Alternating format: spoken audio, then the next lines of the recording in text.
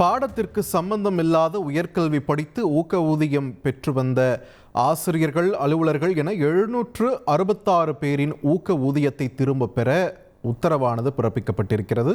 கூடுதல் விவரங்களை வழங்க இணைகிறார் எமது செய்தியாளர் சங்கரன். சங்கரன், வணக்கம். பள்ளி கல்வித்துறையுடைய இந்த அதிரடி உத்தரவின் பின்னணி என்ன, விரிவா சொல்லுங்க. வணக்கம் பார்த்திபன்.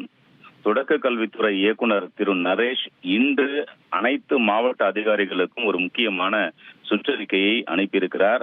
அந்த சுற்றறிக்கையில சென்னை உயர்நீதிமன்ற உத்தரவின் அடிப்படையில் அந்த உத்தரவை சுட்டிக்காட்டி அரசு பள்ளிகளில் அமலில் இருக்கக்கூடிய பாடங்களுக்கு சம்பந்தமில்லாத பாடங்களில் உயர்கல்வி படித்து அரசுடைய ஊக்க ஊதியத்தை பெற்று வரக்கூடிய 766 பேர், அதாவது ஆசிரியர்கள் மற்றும் அலுவலர்கள் என்று 766 பேர் இதுவரை பெற்ற ஊக்க ஊதியத்தை உடனடியாக திரும்ப பெற வேண்டும், அவர்களது சம்பளத்தில் பிடித்தம் செய்ய வேண்டும் என்று மாவட்ட அதிகாரிகளுக்கு உத்தரவிட்டிருக்கிறார். அதோடு 766 பேருக்கும் தவறுதலாக ஊக்க ஊதிய உயர்வு வழங்கி உத்தரவிட்ட அந்தந்த காலகட்டத்தில் பணியாற்றிய அதிகாரிகள் யார் யார் என்று கண்டறிந்து அவர்கள் மீது துறை ரீதியான ஒழுங்கு நடவடிக்கை எடுக்கவும் இயக்குனர் உத்தரவிட்டிருக்கிறார்.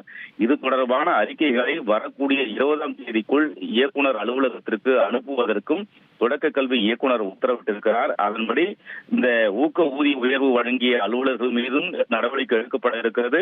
766 பேர் எத்தனை ஆண்டுகளாக இந்த ஊக்க ஊதியத்தை பெற்று வந்தார்களோ அவை அனைத்தும் இந்த மாத சம்பளத்திலேயே பிடித்தம் செய்யப்பட இருப்பதாகவும் தகவல்கள் வெளியாகி இருக்கின்றன. பார்த்திபன், நன்றி சங்கரன், உங்கள் விரிவான தகவல்களுக்கு.